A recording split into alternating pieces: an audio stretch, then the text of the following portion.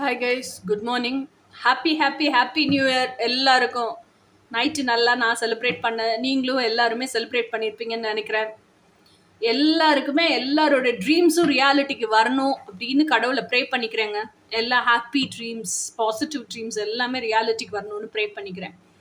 Okay, நம்ம இன்னைக்கான today's எனர்ஜிக்கு போகிறதுக்கு முன்னாடி ஸ்லாட் இன்ஃபர்மேஷன். இன்னைக்கான 3 ஸ்லாட்டுமே ஓப்பனில் இருக்குது, அவைலபிள் இருக்குது.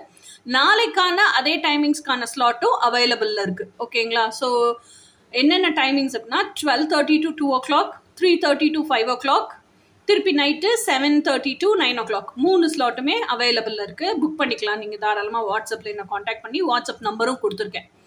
ஸோ இதுக்கப்புறம் இந்த நியூ இயர்லேருந்து 2025லேருந்து ஃபஸ்ட்டு நம்ம வச்சுருந்தோம் தெரியுமா, ஆஃப்லைன் கோச்சிங். என்கிட்ட வீட்டுக்கு வந்து நீங்கள் படிச்சுட்டு போகலாம், லேடிஸ்க்கு மாத்திரம்.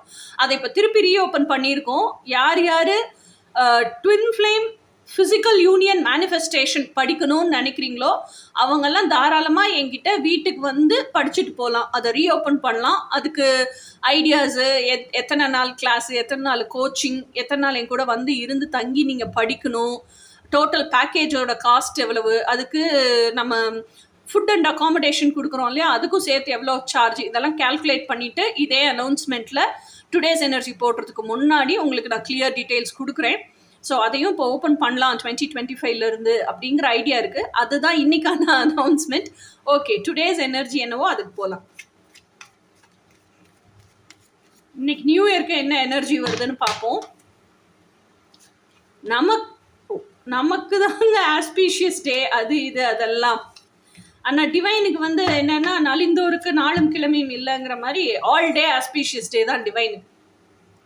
ஆல் மொமெண்ட் ஆஸ்பீஷியஸ் மொமெண்ட்டு தான். ஓகேயா?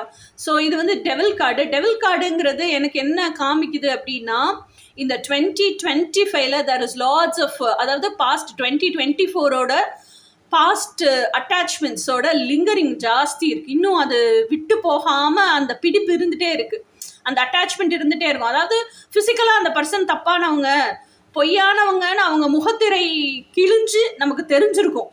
ஆனாலும் அந்த பர்சன் கிட்ட இருக்க ஃபெமிலியாரிட்டி அந்த பர்சனை விட்டு பிரிய முடியாமல் ரொம்ப அவஸ்தப்பட்டுட்டு இருப்போம். இந்த 2025ல் அந்த அட்டாச்மெண்ட்டு, ரியலைசேஷன் இதெல்லாம் நமக்கு வந்துடும். ஸோ கூடிய சீக்கிரம் இந்த அட்டாச்மெண்ட்ல இருந்தெல்லாம் நம்ம வெளியே வந்து டிட்டாச்மெண்ட்டை கற்றுக்குவோம் அப்படிங்கிறது தான் இந்த கார்டு சொல்லுது. ஸோ இனி நாளைக்கு எனர்ஜி என்னன்னு நாளைக்கு பார்ப்போம். Until then by.